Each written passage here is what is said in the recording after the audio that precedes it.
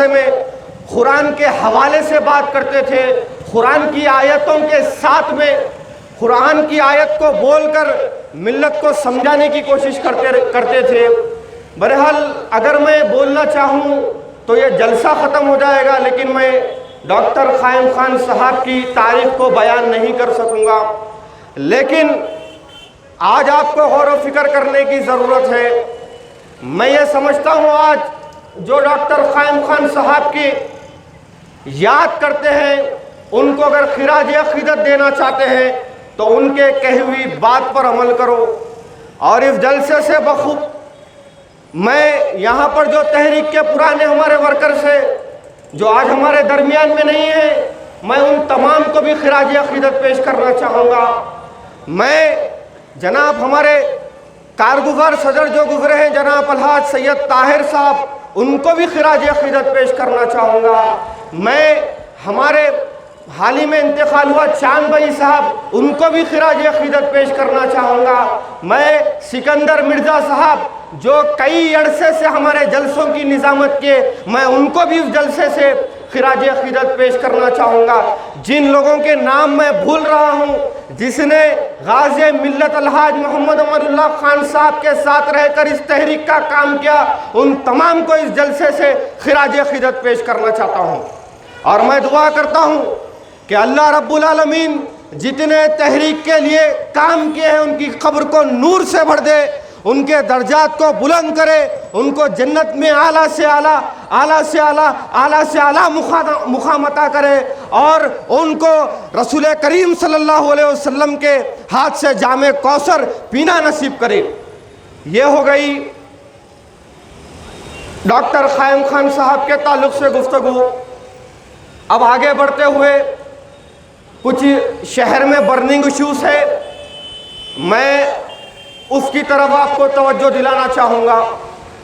حال ہی میں شہر کے کسی علاقے میں ایک جلسہ ہوا، اس جلسے میں ٹھہر کر صدر محترم نے کہا کہ بابری مسجد کا الزام لگائے، اور سلطان صلاح الدین اویسی صاحب نے سر پر قرآن لے کر قرآن کی قسم کھائی اور یہ کہا کہ الزام لگانے والے غارت ہو جائے۔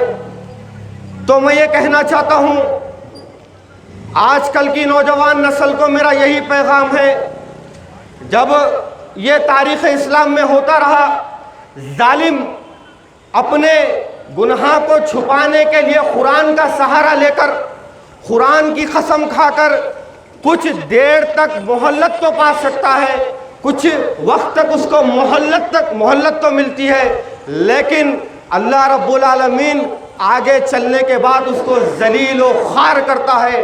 آج موجودہ حالات میں آپ کو غور کرنے کی ضرورت ہے۔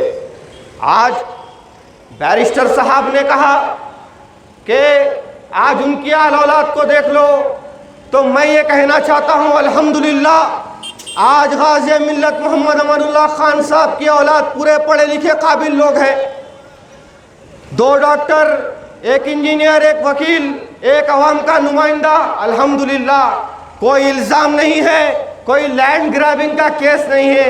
اور آج تم کو دیکھ لو، تمہارے اوپر لینڈ گریبنگ کے کیسز، تمہارے اوپر سود خواری کا اڈا چلا رہے۔ ارے سر پر ٹوپی پہن کر نالین کا نقشہ لے کر پھرنے والے بیرسٹر صاحب، میں آج آپ سے سوال کرنا چاہتا ہوں، بڑی بات کر رہے ہو، کہہ رہے ہو سلطان صلاح الدین اویسی نے قسم کھائی تھی، ارے تم نے اپنے سر پر نالین پاک کا نشان لگا کر گھوم رہے ہو۔ ارے اگر تمہارے اندر ایمان باقی ہے، تمہارے اندر نبی کریم صلی اللہ علیہ وسلم کی بات پر اگر تم عمل کرنے والے ہو، تو دارالسلام بینک کو آج اسلامک بینک بناؤ۔ آج ان مسلمانوں کے جو زیور ہے، گھر جائیداد تمہارے پاس رہن رکھے ہوئے، ان کا سود معاف کرو۔ بہرحال میں آپ کو یہی بتانا چاہتا ہوں، آج جو کہہ رہے ہیں کہ الزام لگائے، کیا ہوا بتاؤ؟ کچھ وقت کے لیے تم کو مہلت تو ملی، لیکن آج سارا ہندوستان تم کو بی جے پی کا ایجنٹ کہہ رہا ہے، آج سارا ہندوستان تم کو ووٹ کٹوا کہہ رہا ہے، آج سارا ہندوستان تم کو مودی اور امت شاہ کو جس نظر سے دیکھا جا رہا ہے، آج سارے ہندوستان میں بیرسٹر اسد الدین اویسی اور اکبر الدین اویسی کو بھی اسی نظر سے دیکھا جا رہا ہے۔ اگر میں آج غلط کہہ رہا ہوں، جاؤ جا کر سوشل میڈیا کھولو، دیکھو، آج آپ دیکھو، اگر کوئی بات کہہ رہے ہیں تو مسلمان 300 بات، 300 گالی، 400 گالی ان کے پوسٹ پہ کمنٹس آ رہے ہیں۔ خدارا اسی لیے کہتے ہیں اللہ کے پاس دیر ہے، اندھیر نہیں ہے۔ تم نے میرے عظیم قائد پر الزام لگایا، آج سارا ہندوستان تم کو بی جے پی کا ایجنٹ کہہ رہا ہے۔ اللہ کا اس سے بڑا کرم ہم کو اور کیا چاہیے؟ اور ایک سوشل میڈیا پہ ایک کئی دن سے ٹرینڈ چل رہا، سارے نکل گئے بس مخالفت کرو، سب کو حق ہے مخالفت کرنے کا، لیکن مخالفت میں ایک حد، ادب، ایک دائرہ بنا کر رکھو۔ بات کرو تو ڈیولپمنٹ کی بات کرو، ڈیولپمنٹ کی کوئی بات نہیں، انہیں فلاں ہے، انہیں فلاں ہے، انہیں ایسا ہے، انہیں ویسا ہے۔ ارے بھائی، کیا تمہاری ہماری کچھ ذاتی دشمنی ہے؟ کچھ بھی نہیں ہے۔